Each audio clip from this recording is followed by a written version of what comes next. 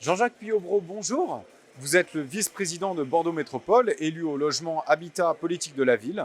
Vous êtes également maire de Floirac et vous avez introduit les débats de ce forum des projets urbains avec la plénière d'ouverture.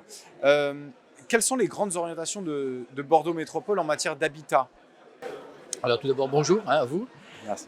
Très heureux d'être avec vous aujourd'hui. Les orientations en matière d'habitat sur Bordeaux Métropole sont effectivement ramener de la mixité sur les quartiers notamment qui sont éligibles aux politiques de rénovation urbaine via l'Agence régionale nationale de rénovation urbaine, plus exactement. Pourquoi? Parce que nous sommes sur des quartiers qui sont trop stigmatisés.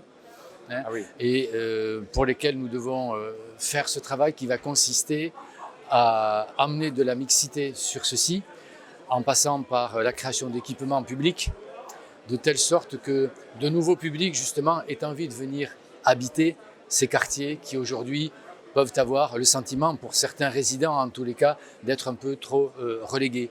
Et ces quartiers sont notamment sur la rive droite de la métropole bordelaise, donc au-delà du fleuve, pour des raisons un peu historiques qui remontent sûrement aux années 60-70.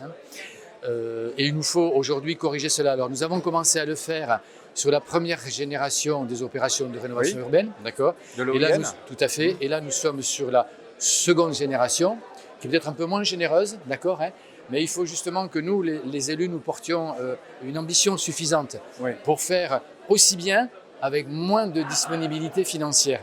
Voilà, donc l'enjeu est là. Donc l'enjeu aussi de l'agglomération est assez importante. On sait que Bordeaux a attiré de nombreux habitants, des habitants supplémentaires. Alors déjà, est-ce que vous confirmez cette tendance et comment est-ce que vous répondez à cette nouvelle demande? Et d'ailleurs, j'ai ouvert le forum, mon préambule a été celui-ci, de dire qu'effectivement, nous étions une métropole qui accueille à peu près, selon les sources, 10 à 12 000 personnes supplémentaires par an, ce qui n'est pas anormal, puisque c'est sur les métropoles que se trouve le développement économique, que se trouve l'activité, que se trouve le travail. Donc il est normal que nos concitoyens, des villes périphériques ou des départements périphériques, au niveau de la grande région, viennent sur la métropole bordelaise. Ça, c'est une chance. C'est une chance. Mais ça nous confère aussi une responsabilité. C'est celle de donner à ces nouveaux citoyens métropolitains la possibilité de se loger. Et de se loger dans de bonnes conditions. Conditions, c'est quoi? C'est bien sûr la qualité du logement, d'accord, qui a évolué au regard de la crise environnementale face à laquelle nous nous trouvons et qui a évolué aussi au cours de la pandémie, où les gens ont besoin effectivement de trouver des extérieurs. Ça, c'est la première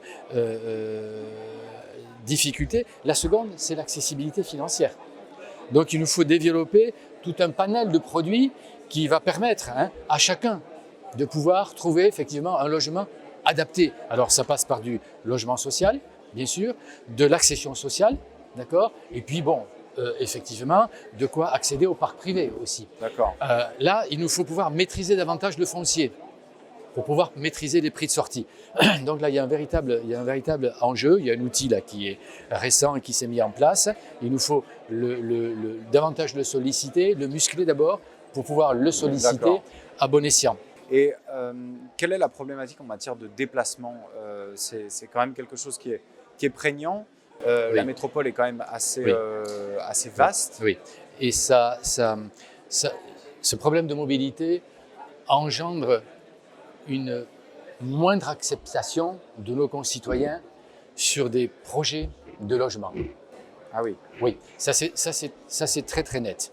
On est confronté à cela depuis maintenant, je dirais, 4-5 ans, d'accord. Compte tenu de ces problèmes de mobilité, nos concitoyens n'acceptent plus des projets de logement dans la rue, dans le quartier, dans la commune. Donc on a aussi à travailler l'acceptation de ces projets auprès de nos populations. Ça passe beaucoup par des démarches participatives, de façon à faire adhérer nos concitoyens à cette impérieuse nécessité qui consiste qui nous renvoie à notre responsabilité, c'est de permettre à ces personnes qui viennent sur la métropole de pouvoir vivre et y habiter, étant entendu qu'on a Et quand même accéder à un bassin déficit, de consommation, de travail, d'autant qu'on a un déficit de plus de 40 000 logements sociaux D'accord. sur la métropole et que nous avons une capacité à en produire au regard du PLH, 3 000, ça c'est l'objectif fixé, que nous sommes tombés à compter de 2019-2020 à 1 900, d'accord, alors que nous étions à 2800, d'accord, ce qui était correct. Donc il nous faut revenir à ce niveau-là.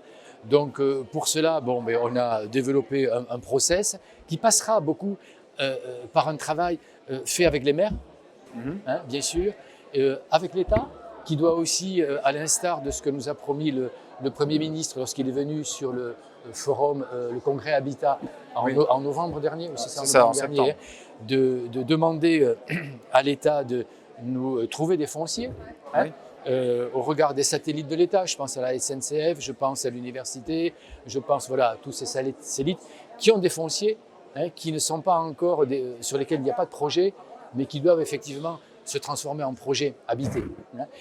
Donc on a cette impérieuse nécessité qui est celle de lotir.